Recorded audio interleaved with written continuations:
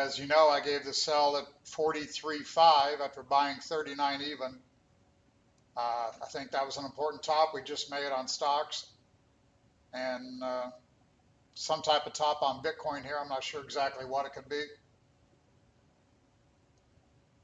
We're just starting a new session here by my software hour and 45 minutes ago, so the numbers are really around 46. There's some selling going on right now, which is going to drag my tech down, but that'll bounce back a little bit here. So KB, I don't think it's a good time to buy. We got earnings again tomorrow on some big name stocks. I think NASDAQ has got some troubles ahead. I think the Fed's not accommodative as everybody wants, so I really think we're going to continue lower. So do your own research, not individual investment advice, but we shall see. Let me get my LP updated here, working. There's not much to show here, really. I mean, if we look at volume and price, if we go into a 5-minute chart, not a lot of volume was coming in today on the sell-off, which is kind of interesting.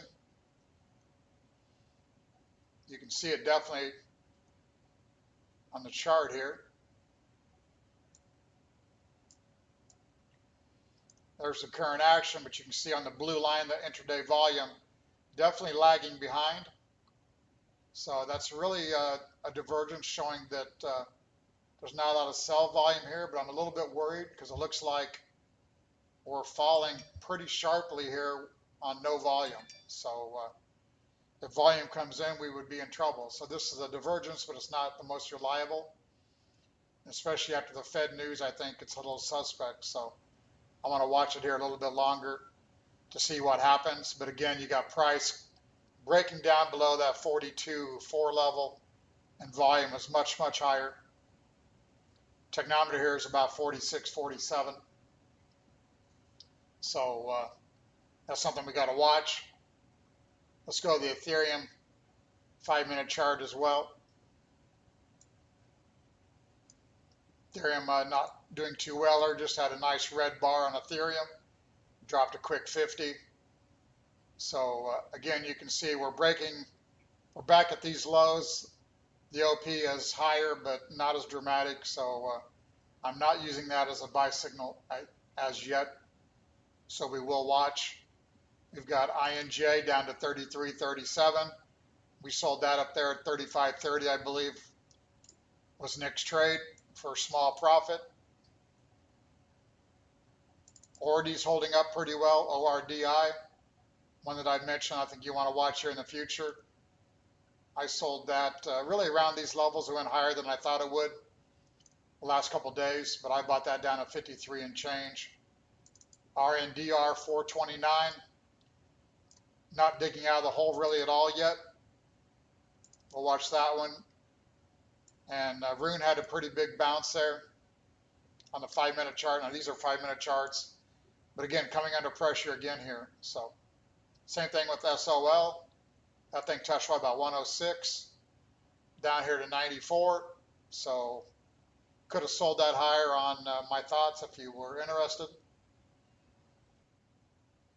Let's go to SUI.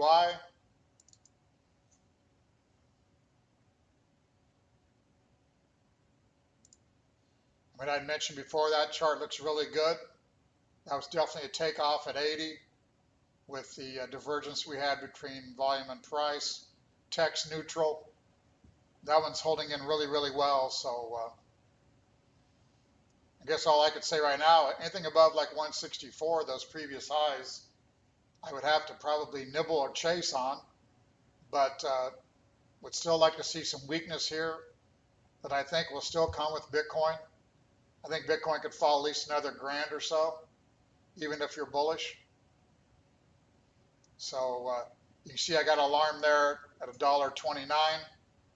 That was a level I thought I'd be interested in if it take out the low on the 28th. So that's why I put that in there to keep me alive. And then actually I'm going to throw another one Back there at $1.64. That one looks like it has more upside in it. Harsh, what's up? SEI, I know some people have been on. That one still, I think, trading range. Still could come down here, I think, a little bit deeper. So that's one. I've got alarm set on here as well. You can see the alarm clock. But those are ones that I'm watching because you can see there, I've got the gold tag on them. So that's telling you that I'm watching those close. GORA is one that we've been talking about, also a sponsor of the program. That one had a little weakness here as well, coming back and kissing that resistance line, so I'm going to watch that one. MANTA getting crushed. We sold that up there at 340. We got a 292 print now. OP heading a new low, so that's again, that's one that we're trading, but we're not falling in love with it, so we will watch that. What's up, DCC? Here's Cake Tether.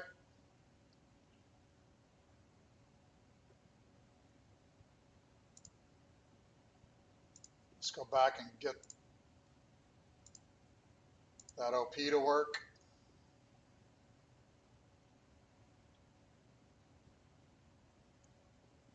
I mean, there's the daily. Let's go back. Again, if not sure if you're new, aggregate brings in volume from 40 plus inputs. If the chart's not working, I got to go back to standard. So this is just volume for Cake, US Tether, Binance.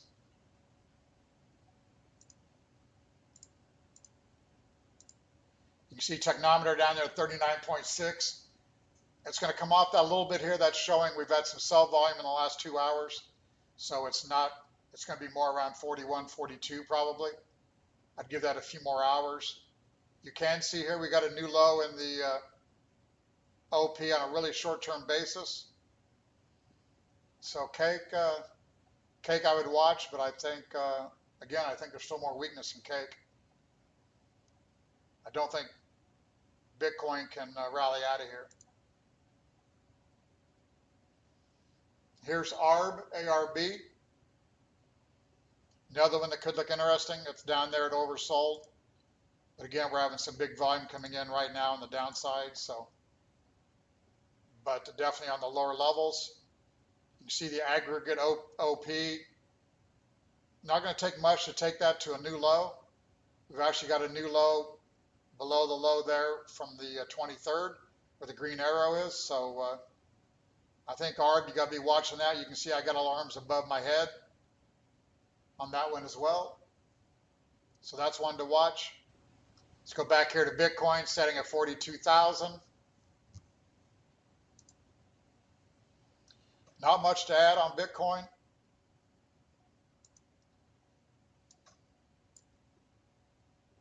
We still got the Wyckoff labels there that we've had since really the selling climax.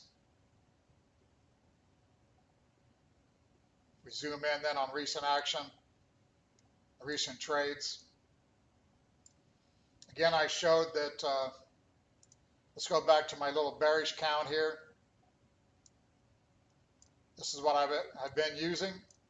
I thought the A ended up there at that 43.8 or so. We sold 43.5.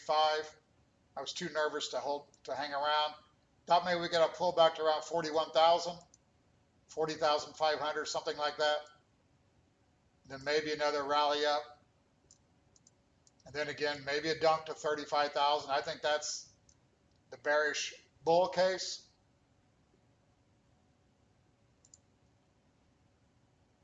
And on the bull case, we've had 5 waves up out of the lows.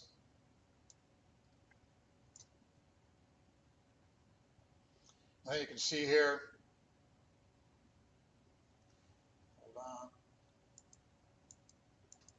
Yeah, 5 waves up, and we're working on an ABC down. And really support would be right around where we're at, 41.8. So if we hold in here the next few days with no weakness, that might be telling you that we've had 5 waves up for a wave 1, doing a small wave 2 here, and then we're ready to assault 50,000. So I think that's what you want to look for. As usual, a couple commercials. Tomorrow's the first of the month. Patreon.com/learncrypto. Easy $40 a month. Simple to pay for itself. So join that, check us out. And as I said, a couple commercials, and I will talk to you tomorrow. Thank you. Warren Buffett, American investor, business tycoon, and one of the wealthiest people in the world, once said, "If you don't find a way to make money while you sleep, you will work until you die." But how is that possible? Well, knowledge is power.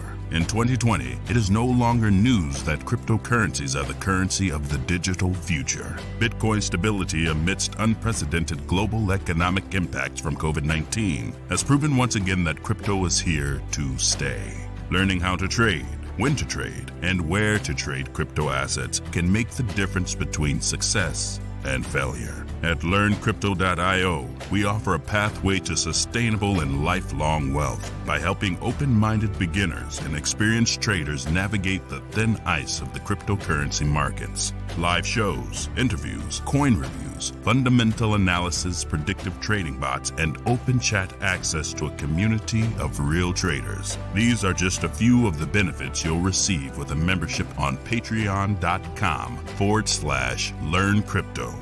Sign up today if you strive to build yourself a brighter tomorrow.